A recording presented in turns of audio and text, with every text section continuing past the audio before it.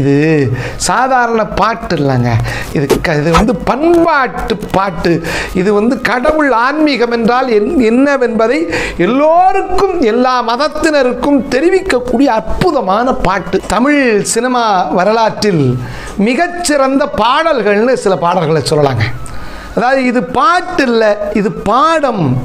சில பாடல்களை பள்ளி மாணவர்கள் தொடங்கி கல்லூரி மாணவர்கள் வரை பாடமா வைக்கலாம். இந்த பாட்டு பாடமாக வைக்கப்பட்டிருக்கிற பாட்டு.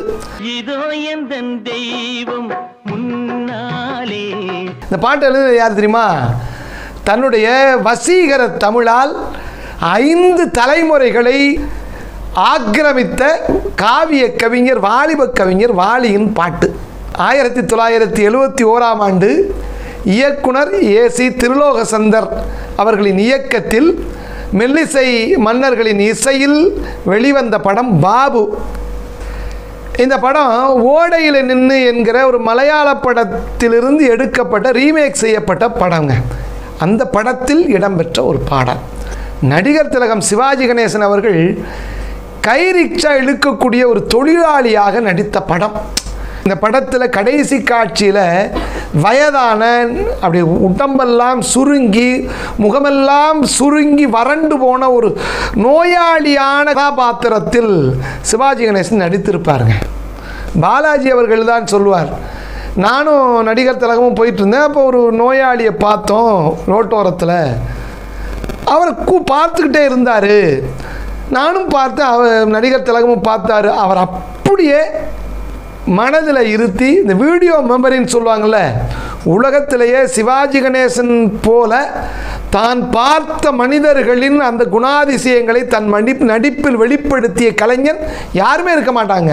அப்படியே கடைசி காட்சியில் கை ரிக்ஷா இழுக்கக்கூடிய நலிவடைந்த நொந்து போன ஒரு நோயாளியான தோற்றத்தில் சிவாஜி கணேசன் நடித்திருப்பார் பாருங்க.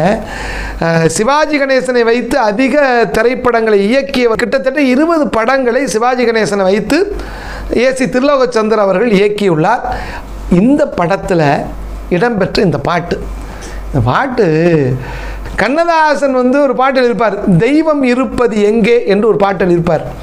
அதற்கு முருகதாசன், யார் முருகதாசன் தெரியுமா? கண்ணனுடைய தாசன் கண்ணதாசன்னா, முருகனுடைய தாசன் யாருன்னா வாலிதான். முருகதாசன் எழுதியிருப்பார், இதோ எந்தன் தெய்வம் என் முன்னாலே என்று எழுதியிருப்பார். இந்த பாட்டு கண்ணதாசன் பாட்டா என்று ஐயுறக்கூடிய அளவிற்கு அற்புதமான பாட்டாக இருக்கும். பாட்டுடைய ஒவ்வொரு வார்த்தைகளும் அப்படி தேர்ச்சியான சொற்களால் காவிய கவிஞர் வாலி இந்த பாடலை எழுதியிருப்பார். இந்த பாட்டுக்கான காட்சி என்ன தெரியுமா உங்களுக்கு? கை ரிக்ஷா இழுக்கக்கூடிய ஒரு தொழிலாளி. இந்த படத்தில் நடிகர் திலகம் சிவாஜி கணேசன் அப்படி ஸ்லிம்மாக இருப்பாருங்க. என்ன பண்ணுவார் அப்படின்னா, இந்த ரிக்ஷாவை தொடச்சிட்டு இருப்பார்.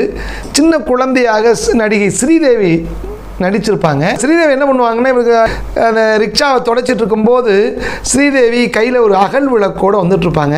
என்னமோ கோவிலுக்கு போறியா அப்படின்னு கேட்பார் சிவாஜி கணேசன்.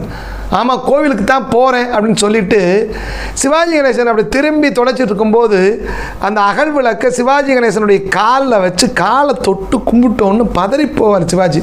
ஐயோ என்னம்மா, நான் சாமி இல்லைம்மா, மனுஷன், சாதாரண மனுஷன் அப்படின்னு சொல்லுவார். உடனே அந்த சின்ன குழந்தை சொல்லும், நீங்கள் தான் மாமா என் சாமி, எங்கள் டீச்சர் அம்மா சொல்லியிருக்காங்க, எவங்க மனசில் அன்பு இருக்கோ, யார் ஏழைகளுக்கு அனாதைகளுக்கு இறக்கப்படுறாங்களோ அவங்க தான் சாமின்னு எங்கள் டீச்சர் அம்மா சொல்லியிருக்காங்க. அப்படிங்கிற போது சிவாஜி கணேசன் சொல்லுவார், நான் இல்லைம்மா, நான் சாமி இல்லைம்மாங்கிற போது ஸ்ரீதேவி கேட்பாங்க, அப்போ சாமி எங்கே இருப்பார், எப்படி இருப்பார் அப்படின்னு கேள்வியை கேட்கும் அந்த குழந்தை. அதற்கு விளக்கம் சொல்லக்கூடிய காட்சியாக அமைந்த பாடல் இந்த பாடல். கோயிலுக்கு போறியா? ஆமா, கோயிலுக்கு தான் போறேன்.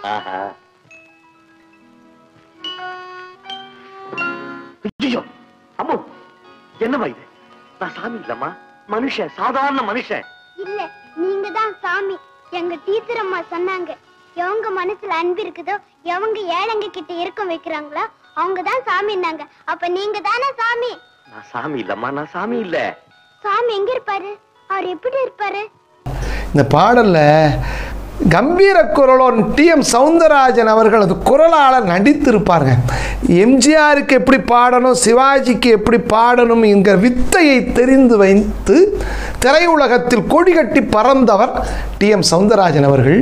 அதுக்கு அப்படி அடி தொண்டையில் டிஎம்எஸ் ஆரம்பிக்கும் போது பார்க்கணுமே, இதோ எந்த தெய்வம் முன்னாலே, என்ன அருமையாக இருக்கும். அதற்கு சிவாஜி கணேசனுடைய உதட்டு அசைவை பாருங்க, என்ன நடிகங்க.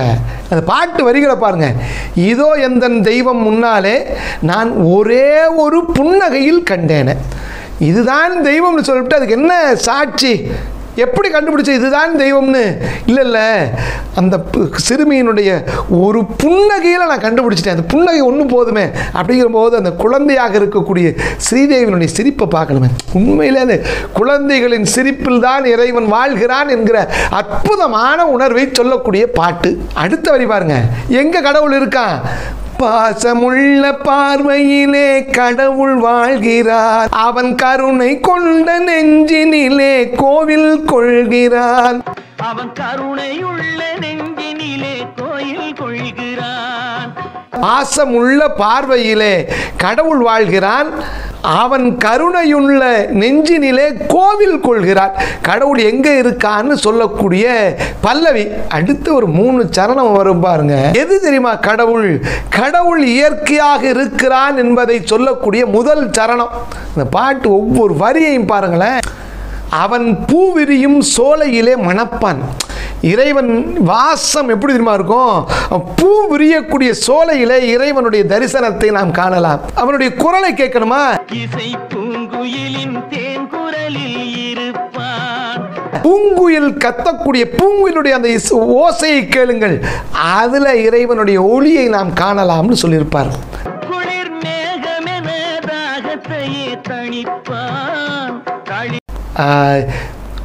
அவன் எப்படிப்பட்டவன் தெரியுமா? மேகத்தை போன்றவன். மேகம் மழை ஒளிந்து எப்படி தாகம் தணிக்கிறதோ அதை போல இறைவன் நம்முடைய துன்பங்களை துயரங்களை தணிப்பவன். அடுத்தது, தளிர் கொடி விளையும் கனிகளிலே இனிப்பான். அவன் எப்படி தெரியுமா இனிக்கிறான்? தளிர் கொடி விளைகின்ற அந்த கனிகளிலே இனிப்பவன். கொடி விளையும் கனிகளிலே இனிப்பான். அப்படி இயற்கையாக இறைவன் இருக்கிறான் என்பதை சொல்லக்கூடிய முதல் சரணங்க. அடுத்த சரணம் பார்த்தீங்கன்னா, நீ கடவுளை கும்பிடணுமா? கோவிலில் போய் சாமி கும்பிடுறது மட்டும் பத்தாதுப்பா. கோவிலில் கடவுள் இருக்கிறார், அது உன்னுடைய மனத்தை சார்ந்தது.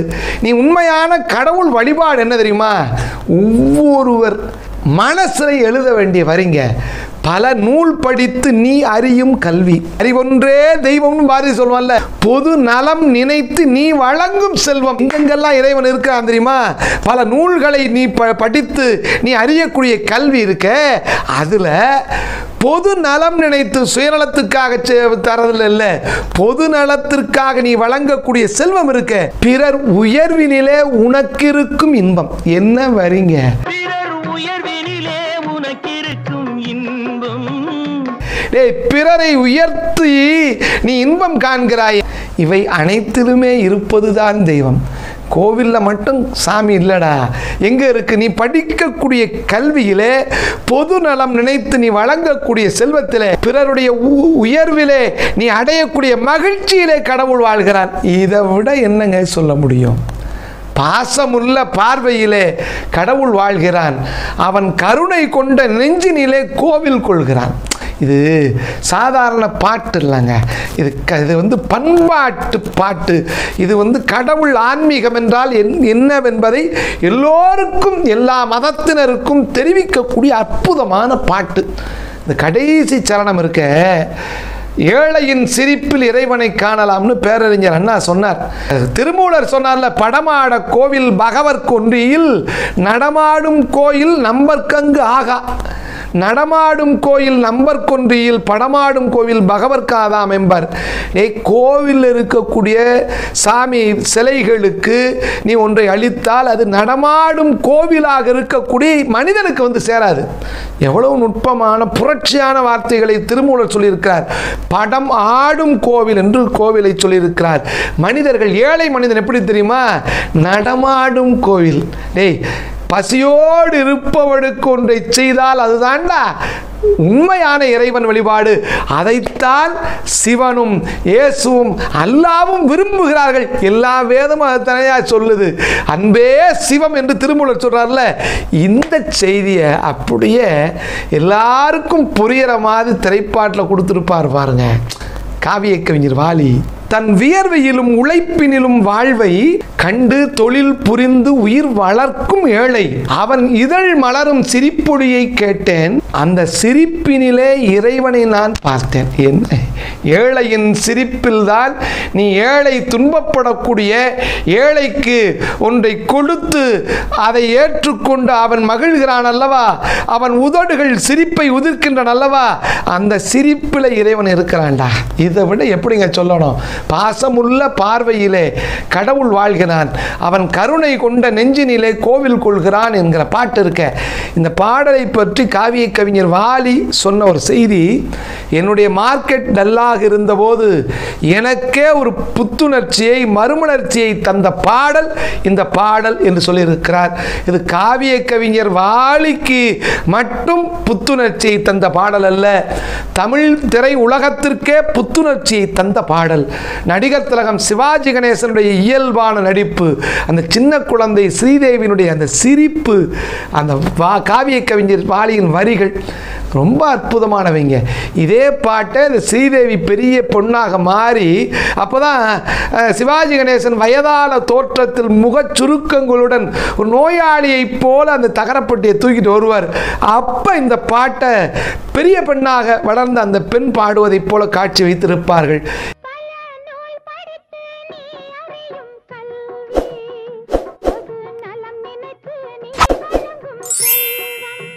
இந்த பாடல் எத்தனை முறை எத்தனை ஆண்டுகள் கழித்து கேட்டாலும் நம் மனதிற்கு உற்சாகம் தரக்கூடிய டானிக் போன்றவை. இதை போன்ற சுவையான இலக்கிய தரம் வாய்ந்த செய்திகளை கண்டு மகிழ தொடர்ந்திருங்கள் எங்களோடு. நன்றி, வணக்கம்.